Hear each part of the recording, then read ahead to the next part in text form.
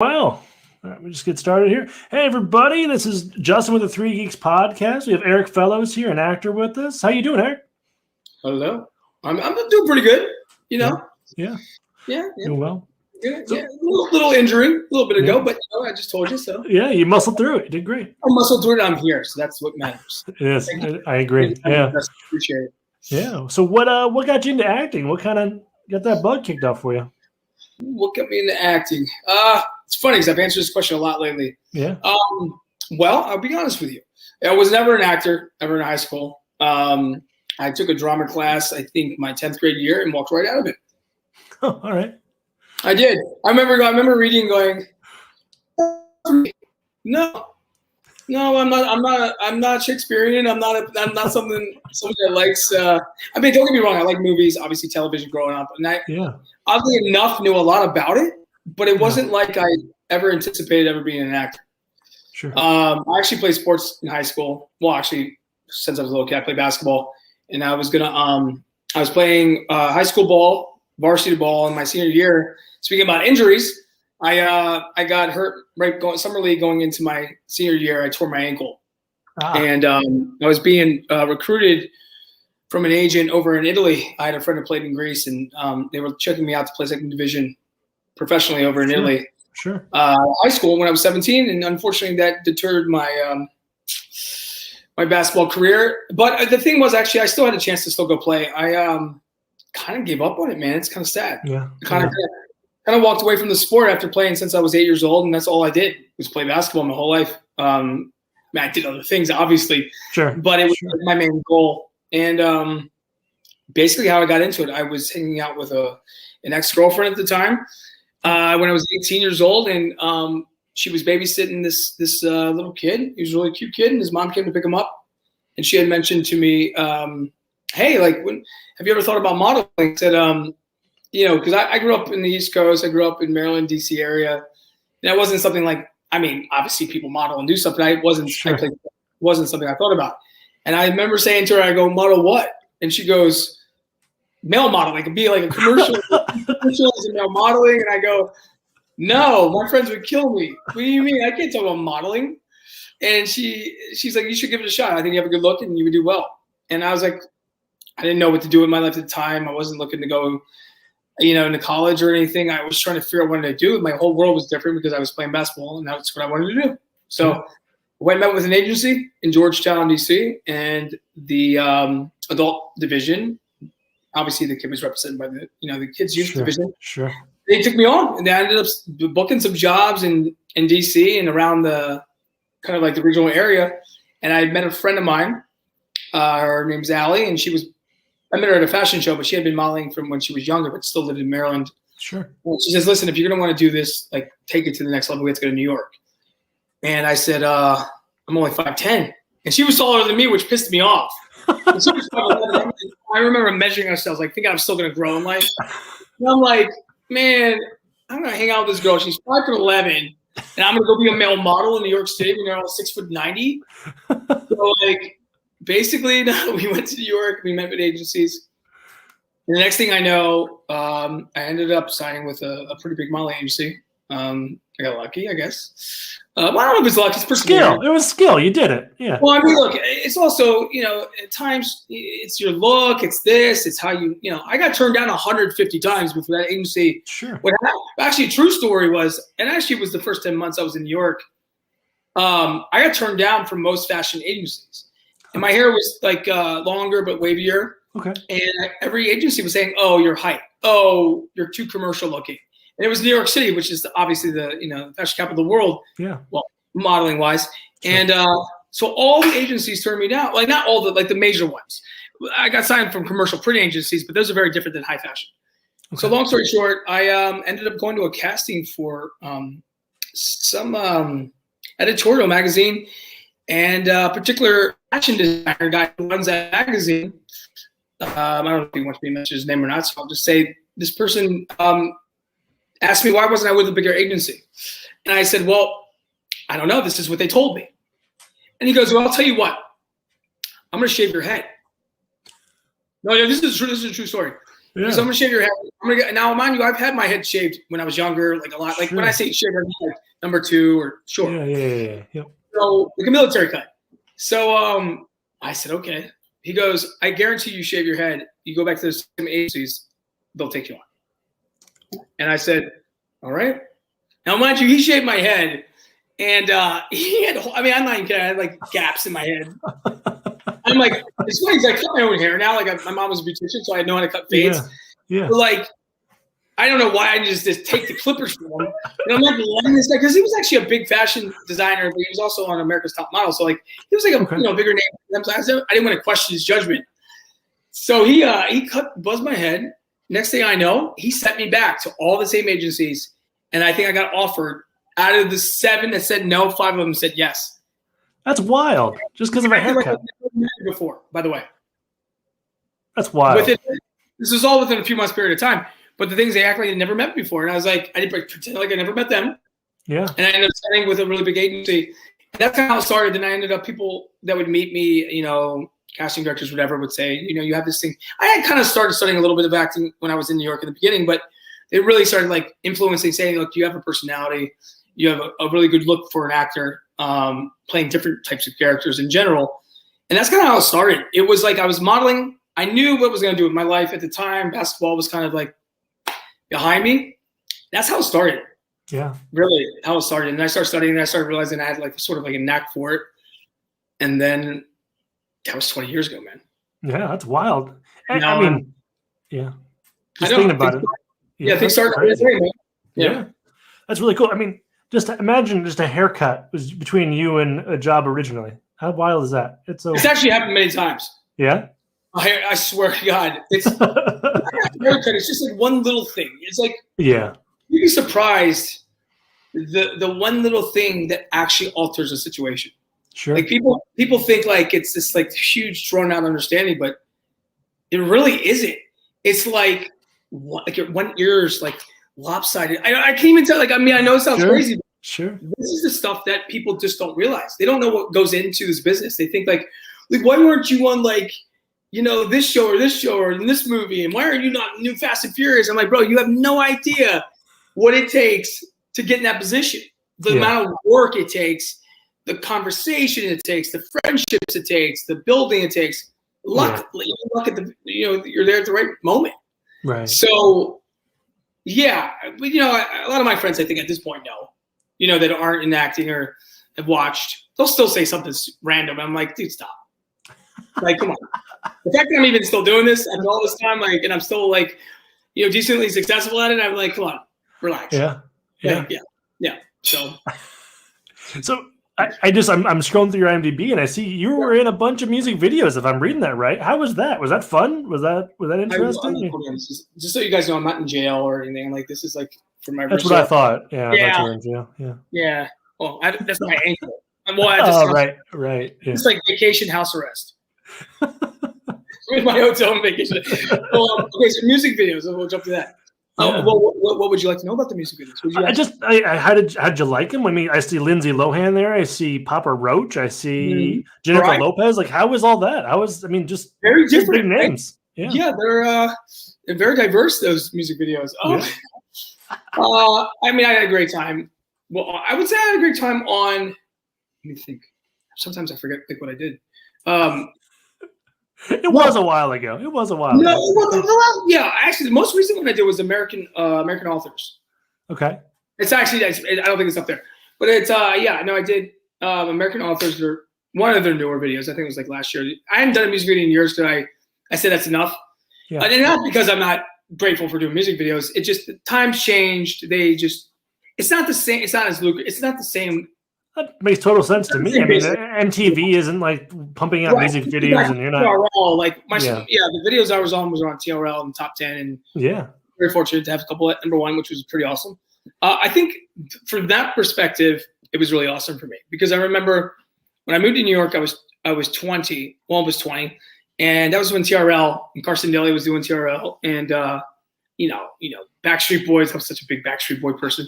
It's so funny. All I wanted to do was be a Backstreet Boy person. Like I was like, come on, if I could just sing and like I could make some moves up.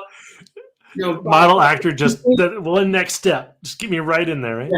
Yeah, like to be the guy like lip singing in the background, like whatever. My mom used to Milli Vanilli. Yeah. My mom could sing and she'd be like, Eric, that's enough. And I'd be like, Mom, listen, let me hit this one part. And she says, you need to stop. It's embarrassing. Like, I'm like, I can do it. Okay, first of all, I'm exaggerating a little bit. Like, she was a little harsh on me, but I think I could carry a tune. Sure. I could carry a tune, and that is the truth. Am I a good singer? No. Am I a dancer? I did have to learn how to dance for one of my movies that's coming out, Divorce Baby. I had to learn how to do the bachata, which is a Dominican dance. Actually, if I'm saying that correctly, I had to freaking learn that. That's not easy for a white boy that doesn't dance. Like I got Italian, half Italian, but still, come on, man. Like I'm still a white boy that doesn't dance. We bump and grind. Yeah. So the music video was cool. I mean, working with Lindsay, that's so long ago now, man. Yeah. We remained friends for quite a while after that. I mean, if I saw her, obviously. I guess it probably leads into kind of the question around that. How engaged were you with the main, like the singers, the musicians? Were you pretty interactive with them? Like, well, I mean, I was friends with Lindsay, your boyfriend in the video, so right. Yeah, I mean, I was as interactive as you can, do during that circumstance. Sure. Got to kiss a handful of them. That was always fun. Very engaging. I mean, we were. I worked with Lindsay. I worked with Dido. I worked with Jennifer Lopez. I worked with Catherine McPhee. It's so funny. I did a segment on the show The Real a few years back, and they asked me, did I have any crushes on anyone? And I did. And Catherine McPhee knows it was Catherine McPhee. And it's funny because when we shot it, I was her. It was her second music video. It's called Love Story, and she had never had an on-screen kiss ever.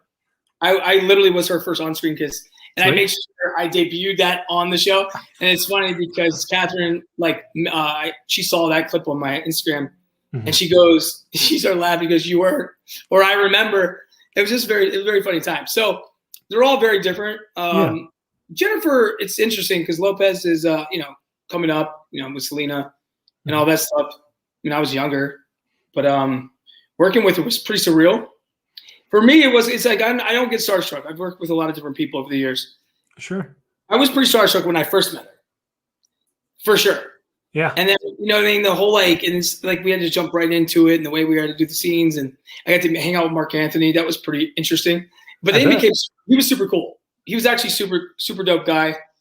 And then I got to go to El Cantante premiere with them for the movie they did together. That's cool.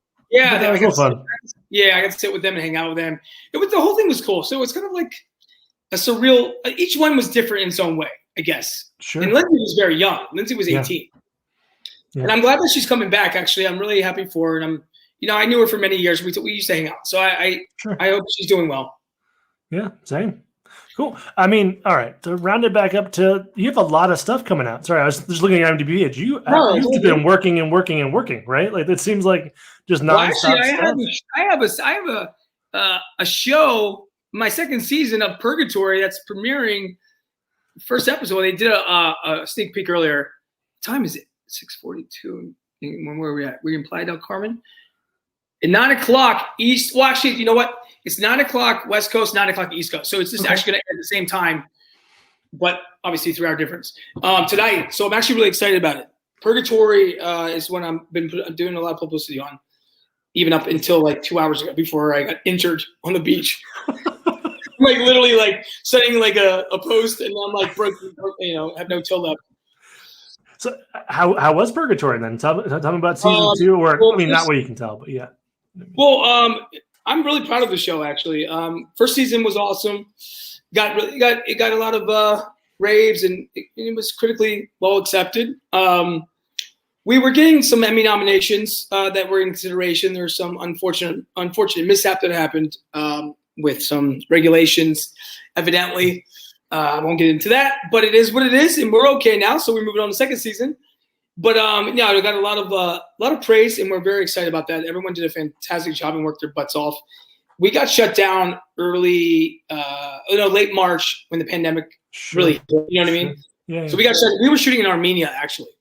Oh, wow. So we were actually way out in Armenia shooting the show in a cave underground. Yeah, no, it's wild, man. It's a wild show.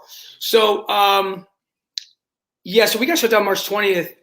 A couple episodes. We were shooting back-to-back seasons, the first and second. Oh, okay. So, so what's going to air in the next couple, next 8 weeks are the 8 episodes for the second season. That wraps up, actually, the show. Which is unfortunate, but it's really, it needs to wrap up. It's pretty severe. So basically, man, we had a great time. It was, I was actually cast-wise the only American. Oh, okay. That's awesome. There was a Canadian. There is an Australian that's obviously she plays my co-star, but she's, obviously working in she lives in Los Angeles. Tatiana, if you do some research after this, Tatiana and Erik, for Purgatory, there's been a lot of buzz. We did the front cover of Popstar magazine. They give us 4 covers and an 18-page layout because it's on Popstar TV. So it's Popstar magazine is collaborated with the network. So they gave us some really good praise this year, me and her. We have some very unique relationship in this show. And I play a very, very bad person. Is that fun? Is that fun to kind of like delve into the dark side of? No, I love it. Yeah. Yeah. It's an escape from life.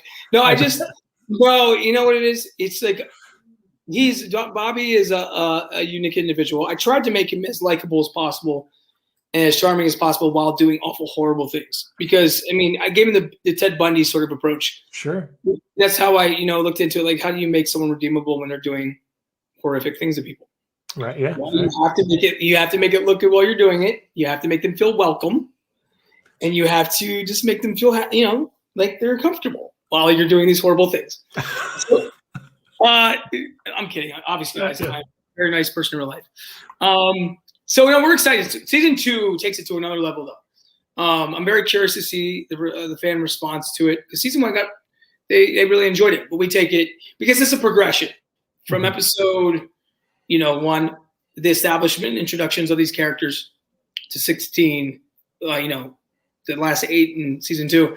There's a progression, especially we're starting to lose our minds. We're trapped in a cave, man. You know what I mean? It's almost like it's sort of like a game of Clue of who done it. We're all there for a particular murder that had happened. We're all sort of figure out pieces, and the pieces of the puzzle are like left in this cave for us to find. And we start to figure things out. A couple of us know what we've really done wrong. It's revealed throughout, but it really comes to fruition in the end, obviously. And I'm not gonna say what happens with Bobby, but Bobby and Lisa are like kind of like this pinnacle point of the show, and this kind of, I would say, an on-screen screwed up couple who meet for this like excursion, but they never knew each other before. But they like have this love-hate. Sure. Like they fall in love, but they absolutely hate each other. And I've kept her captive for a while now, doing some interesting things. And it's weird. Tatiana's a very talented actress, and she's become a very good friend of mine, actually. But it's funny because we've been doing a lot of publicity together on this, and we're very curious what people think because it gets really rough. I'm excited to watch it. Now, as an actor, is it hard to work, I guess, in a cave for an extended period of time? Does that wear on you mentally at all? Or well, when it caught on fire, it was tough. Excuse me? You did. It's funny. That's funny. Actually, I say it's funny stuff. I remember I left my jacket and my phone in the cave, which is like 4 floors down. Like, it's a man-made cave, too, by the way. Oh, okay. It's called Laban's Underground Divine Cave or something. But supposedly a man actually physically carved it out himself. Like, I don't know if I believe that. Not gonna lie. Not sure if I believe it. But if he did, I am really giving him a lot of props. Because makes a great story. Yeah. Yes, exactly. So I hope he did. And thank you, Laban's Cave, for letting us do it there. The freaking cave, the wires caught fire, man, and everyone's smoke inhalation. So my smart self is like, my phone and my jacket are down there. I'm all the way in Armenia. I'm like, why don't I go get a new phone? I mean, I could, obviously. I mean, we're in, in Yerevan, which is the capital, so I could go easily get a phone. But I don't want to lose my phone or my jacket, actually. So I ran down there, man, and they're like, what are you doing? I'm running down 5 floors of, like, cave. Yeah. And I remember Tatiana was like, you did not just go do that. Like, you're such an idiot. And I'm just like, I needed my phone. I don't recommend that at home. If you happen to build your own cave in your backyard, and it catches on fire, please don't run down there and get your phone or your jacket. Yeah, I'm sure there's OSHA rules around having fire extinguishers on every level. Yeah.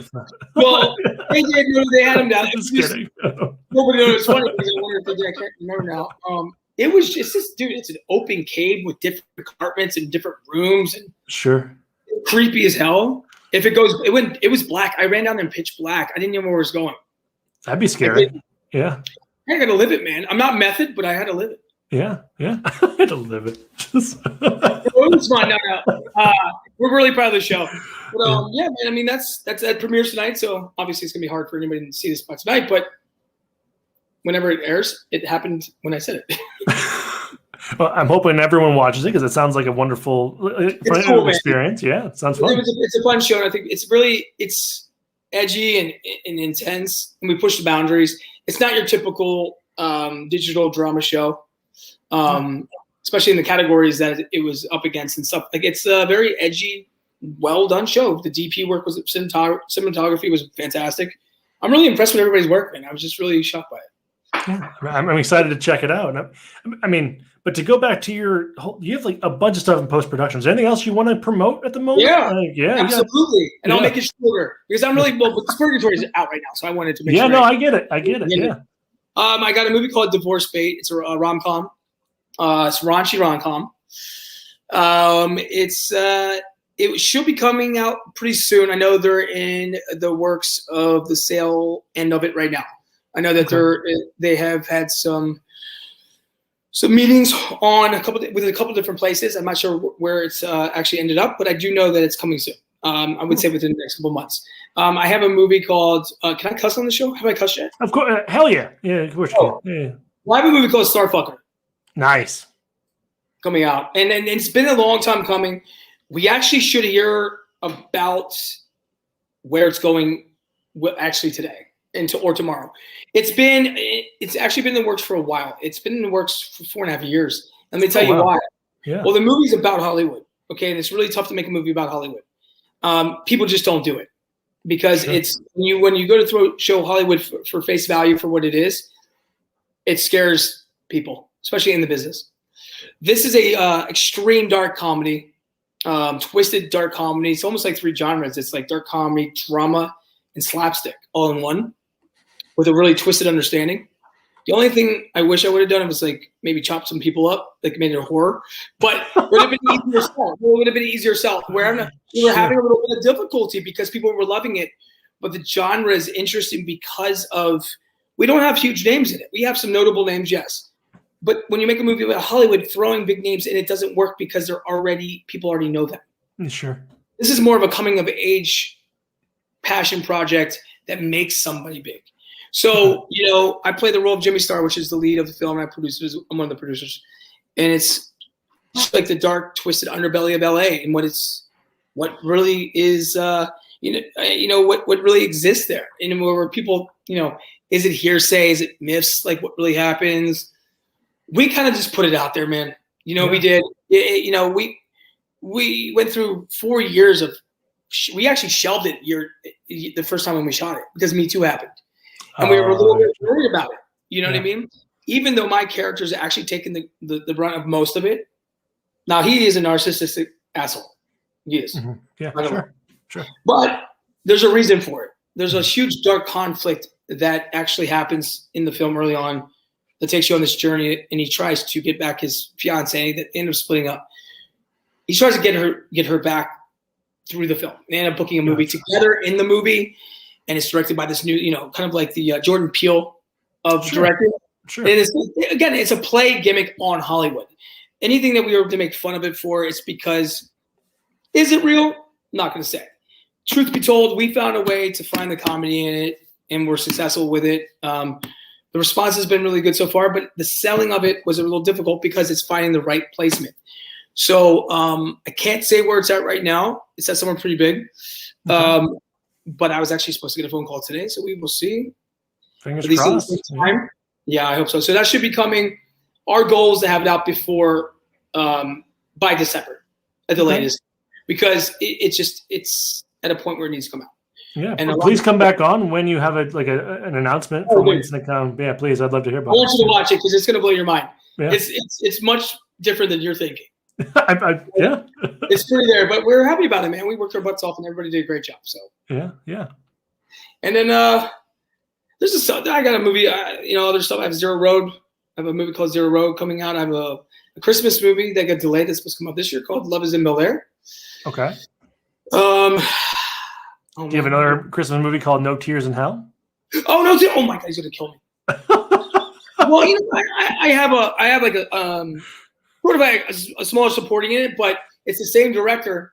And then not even talking about small supporting. I really want to do it because the director is Mike Cassie, who's the director of Purgatory. Actually, oh okay, he's the director of Purgatory, and he's actually a very good friend of mine.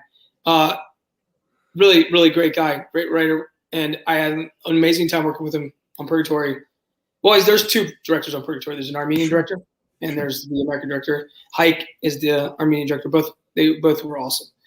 And no, he wrote and directed No Tears in Hell. That's a twisted story. Yeah? Yeah, I have a couple scenes. I'm playing Officer Jones. But, yeah. And actually, the girl, Tatiana, Marjanovic, so hard to say her last name, kill me when she hears this. She plays Lisa with Bobby and Purgatory. She's my co-star. But she's in it as well. We just love working with Mike. So it's really messed up, dude. I don't even know. Like, it's a true story on like the Siberian cannibal. Oh, wow. Yeah, look it up. It's like I think it was called the Siberian Cannibal, or he kept these two girls captive. One was his girlfriend, and his mom was in on it. Yeah, that's super dark. Okay. No, it's dude. Like, I don't even know if I can watch it. Like so I'm like I'm like the cop that investigates situation. I ended up finding him in the end. Sure. But, and I just want to do it because Mike's directing it. But also, it's such a sick project. I'm like, this is twisted, dude. Yeah. But even if I just had to like be in it for a second, it's just like. So that one's I think they're in post production on that now. Mm-hmm. And there's other stuff I can't remember. I might have heat stroke from the sun. As you can see, I'm pretty burnt, man. Yeah. I mean, it's really a great day, though. I mean, sunburn. I'm very broken toe. Yeah, it's great. Yeah, I don't even want to know if it's broken. I just said the toenail's still there. The paramedic was like, "Do you want me to pull it off?" I go, "No." No. It's my trip. Like, let me just enjoy some part of my life right now, and then we'll talk about my toenail tomorrow. Like, he said, "You have to go to the hospital to pull it out." I go, "No, dude, please, leave my toenail. Push it back in." Push it back in? Well, it was pretty bad, man. I'm not gonna lie. Like, they all saw it. My stepson was like, "Oh," I'm like, "Dash, go away." But everyone was just like, everyone on the beach was like, "Are you all right, man?" Because it happened the first play. I'm like, "Hype," and I'm playing with like this little 10-year-old girl, and I'm like, "Throw the ball." And she throws it. I make a cut, thinking I'm fast at 40 years old, and I'm juking out the 6-year-old, and I did break his ankles. But the problem is, he countered the direction. I broke it so bad that he almost broke it twice. And then that's my feet clipped, and then I was like, "Oh no!" And I went down. I go, "Dude," and I looked. And all the sand was up in the toe. Oh my God, it was so bad. And this wasn't supposed to turn into like a gruesome interview. Oh, man. No, that was my day. Day in life of Erik Fellows. Yeah, there you go. Yeah, that's awesome. Where can folks find you, Erik? Like online? You have all different social medias. I keep adjusting this. There you go, so you can see my cool part of my hair for you, man. I combed it. I very much appreciate it. No, of course, anytime, man. Where can they find me? Well, my name is Erik Fellows, which is ERIK. Oh yeah, it says right here. Yeah, right there. Yeah, that's heat stroke. No, it's Erik Fellows Official is my Instagram. Erik Fellows Official. But sometimes people need to like actually know. No, I know that's great. I mean, and we do have a lot of people that don't watch the video; they just listen. So that'd be great if you. 100%. Yeah. Okay, so it's Erik Fellows Official. That is ERIK. FELLOWS. I had to make sure I could actually spell my name. Official. That's the heat stroke. I can't spell official. I'm kidding. So it's Erik Fellows Official, and that's Instagram and Facebook. Evidently, there's a couple Facebooks of mine, but it's Erik Fellows, spelled the exact same way, and you'll know it's me because they're both verified ones. And then Twitter, Erik Fellows. I don't really use it too much. Okay. You'll know it's me. And what else is there out there? Jesus. Is there Instagram? Do you have an Instagram? No, yeah, that was my first one. Instagram official. Oh, I'm sorry. I missed it. Okay, no. There's so many now. I can't keep up. Cool. Well, it was wonderful having you, Erik. I'm so glad you were here. Please come back on when Starfucker is out. I'd love to chat with you more about that. No, you will know because I will call you. No, I'll be so. No, it's a long time coming, so we're ready for it. And I appreciate Justin having me. Thanks, man. Oh, of course. All right. Thanks, everybody.